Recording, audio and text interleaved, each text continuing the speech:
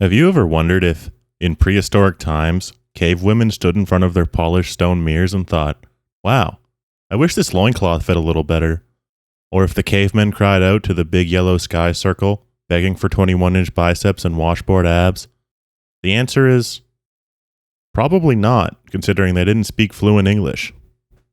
It's understood that a handful of grapes or an orange is going to benefit you more than, say, an entire bag of Doritos and 2 liters of your favorite beverage. But for some reason, when you're told this, you're not really given an explanation as to why that is, other than it's good for you, or it's filled with antioxidants, which in layman's terms means God made it himself. I'm just kidding. But in reality, most of these health foods have been genetically modified for centuries just so you can have blueberries on your pancakes. When the majority of nutritional advice you obtain is through Instagram Reels and other social media posts telling you that you need to drink this vegan smoothie to promote your gut health, or if you make these overnight oats, your metabolism will triple in speed, it should be safe to say that most knowledge about food and what is healthy is completely made up just for interactions. So what is being healthy? How are you supposed to figure out what's right for you? And what else is there to a healthy lifestyle other than the food you put into your body? And why is this Pinterest mom trying to make me do a full body detox to cleanse my liver? Over the years, there's been hundreds of popularized dieting styles, and when you're first looking into it, it's a lot. Now, you're able to say that every diet also has its pros and cons, which basically means you aren't going to achieve spiritual enlightenment just because you stop eating sugar. Every type of diet has devout followers that will strike you down if you don't do exactly the same things as them. If you break down the most popular diets into a list that goes from animal rights activist all the way to leak cow killer, you can get a better understanding of this. Veganism is an ethical way of eating food that isn't derived from animals and animal products, and letting everyone else know you're a vegan, which burns more calories. You could eat like this for environmental reasons, labor practices, or the welfare of animals. The big downside is that it could be hard to properly achieve your macronutrient goals, especially when it comes to protein intake.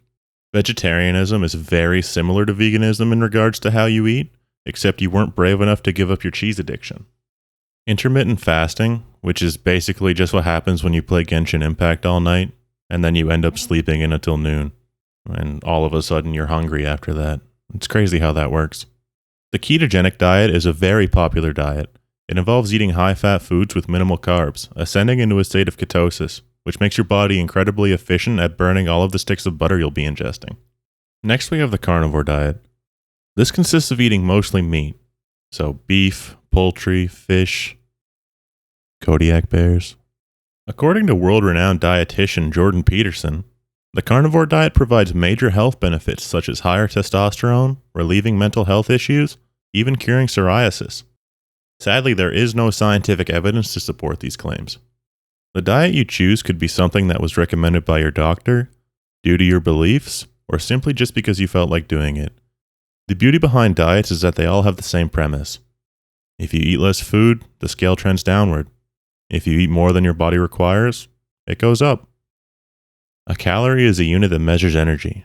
They're in every piece of food that you put into your body. To make it make sense, let's talk about macronutrients. These are essentially the nutrients we need in larger quantities that provide us with energy. The main macronutrients include fats, proteins, and carbs. Each gram of fat has 9 calories, providing you with energy and protecting your organs. It also helps to produce hormones. Protein has 4 calories per gram. This macronutrient is essential for getting swole. Carbs also have 4 calories per gram, and are basically considered the fuel that keeps you moving while performing physical activities. There's also a secret 4th macronutrient that gets unlocked when you reach age 21. This is alcohol.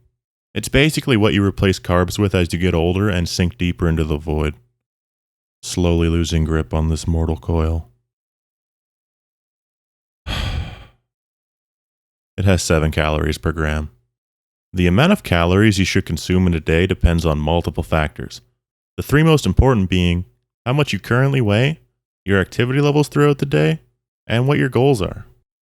A typical day of eating for the average male that weighs in at 180 pounds is going to involve eating around 2,500 calories. Now, depending on the foods you prefer, what you eat could change drastically. It's all based on the individual. This could be a day consisting of fruits and eggs for breakfast, a lunch bag packed with a sandwich and a granola bar, and a filling dinner at night. Or you could man up and slam 7 junior chickens from McDonald's and call it a day. 2,500 calories broken down into your macronutrients would look something like this: 250 grams of carbs, 195 grams of protein, and 80 grams of fat, or 357 grams of adult carbs, which translates to roughly 10 whiskey sours. Based on your goals, you might want to change up these numbers. If your goal is to lose weight, you might drop your intake by around 500 calories a day. It's said that 1 pound of fat is equal to 3,500 calories, so it would take approximately 7 days to burn 1 pound. That's without adding any additional exercise or any physical activity. If your goal is to build muscle and gain weight, you might take the opposite route and add 500 or more calories per day, and up your protein intake to promote muscle building. You could also skip the baby steps and take the samsulek approach. Okay. You want some? You want some? Oh, too slow. Heavy. Hard. Which is basically drinking 4 liters of whole milk a day. I don't really know the health benefits of this, but it can't be bad for you. This is also known as bulking. Can I do 4 double cheeseburgers? At the end of the day, this is just very simple math, and obviously isn't a one-size-fits-all solution. Someone who works an office job for 8 hours and then goes home, kicks off their shoes, and boots up a game of League of Legends will not need anywhere near as many calories in their day as David Goggins would. They don't know me, son! Who's gonna carry the boats and the logs? You can go even further beyond and add physical activity to your days on top of your new healthy diet. The 2 main forms of exercise could be considered weightlifting and cardio. Cardio exercise works by making your heart stronger and making you immune to damage received from events such as a breakup or losing your job. You can train this by simply going on a walk or watching an episode of Cops. Weightlifting involves picking up or pushing heavy objects until you physically can't move anymore. This type of training usually requires going to the gym. That can be intimidating at first, but all you have to remember is that every gym bro is way too busy checking out how yoked they are in the mirror to care about what you're doing. It's good to get a mix of both cardio and weightlifting. There's no point in being 220 pounds of pure, unadulterated mass if you can't walk up a flight of stairs. At the end of the day, being healthy is pretty hard. You'll fall off track a bunch of times before you figure out what works for you. Don't completely cut out all of your food cravings or else you'll start wondering what your lava lamp tastes like. The rule of 80-20 is a pretty good rule to follow when it comes to dieting, and basically all that means is if you save 20% of your Ben & Jerry's for later, you'll probably be fine. Also, don't forget to drink your water. Or